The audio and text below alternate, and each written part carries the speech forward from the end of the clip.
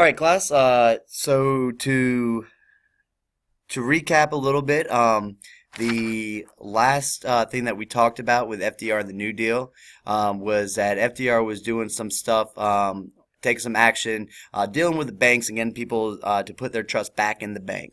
An important piece of legislation that was passed as a result of this was the Glass-Steagall Act.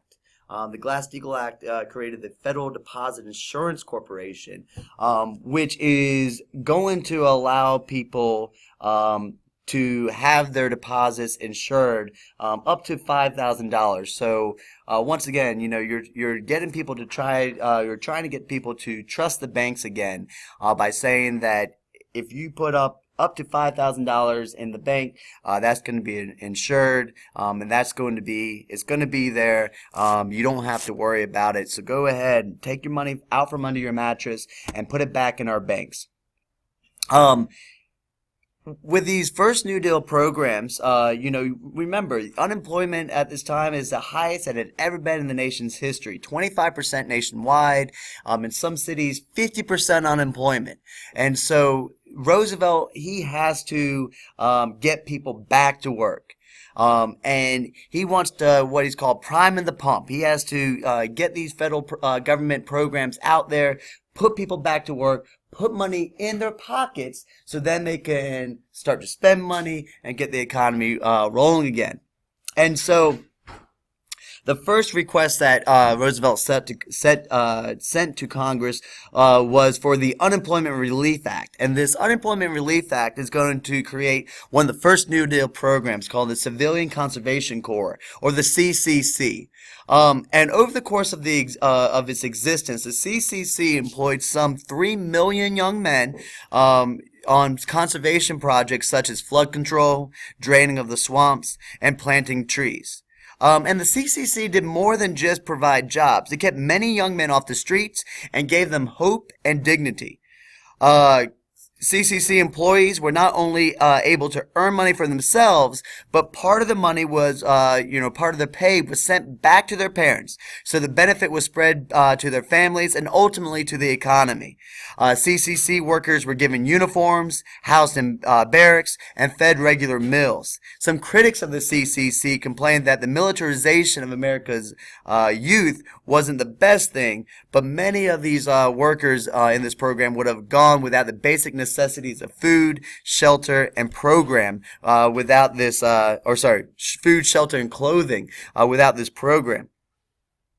To assist families and adult unemployed workers, Congress passed the Federal Emergency Relief Act, and this gave $3 billion to states to be used as welfare and to supplement work projects. Harry Hopkins, a New York social worker, was put in charge of this agency. Roosevelt also ordered the Civilian Works Administration as a sub-agency of the Federal Emergency Relief Act. The CWA provided strictly temporary jobs, many of them inconsequential in nature, in order to help people get through the winter of 1933 to 1934. While the Conservation Corps and the Federal Emergency Relief Administration had both relief and recovery aims, the CWA was designed solely for just relief.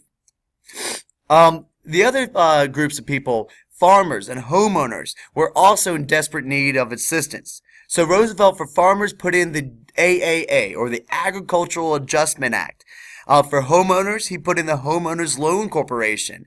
And this is going to provide millions of dollars in mortgage assistance so families could keep their homes and their farms. Secondarily, mortgage holding banks were saved from huge losses and in some cases even collapsed, with mortgage holders once again being able to make their payments. As with the Civilian Conservation Corps and the Federal Emergency Relief Administration, these mortgage assistance agencies were both for immediate relief and longer-term recovery. In addition, the AAA, or the Agricultural Adjustment Act, was created to maintain farm income. The agency's strategy was to reduce the supply in the market. Remember, farmers had a problem of overproduction during this time, which was driving down prices. So the AAA wanted to reduce the supply in the market by paying farmers to decrease their acreage under production. The government also bought up surpluses and destroyed them. much to the chagrin of people who could not afford food. It seems kind of counterproductive to destroy food when at the same time so many people are going hungry. But the government's goal was to drive down the supply so the supply could meet the demand and prices could come up.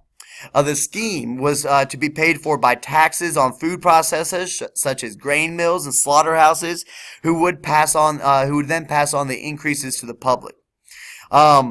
Now, in a Supreme Court case in 1935, Butler versus the United States, the Supreme Court is going to actually rule that the government's method of taxation was unconstitutional and that the AAA program is going to have to be scrapped.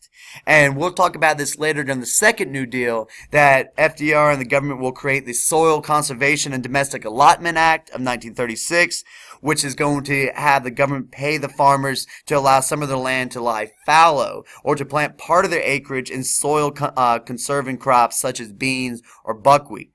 And in 1938, it's going to follow it up with the second Agricultural Adjustment Act with a goal to support farm prices and restore farm income to be on par with the incomes of other segments of society. And so this is different than when we saw Coolidge saying farmers had always been poor and there's nothing we can do to help them out. FDR is actually trying to take some steps here to help out the farmers.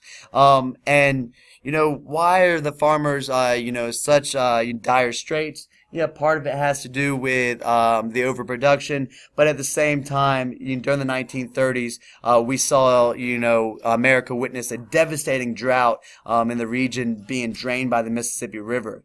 This was known as the Dust Bowl, and conditions were so dry that, these hard-hit areas of eastern Colorado and western Texas, Oklahoma, Kansas, and Nebraska were called the Dust Bowl, and farming there became virtually impossible as the land turned pretty much into a desert.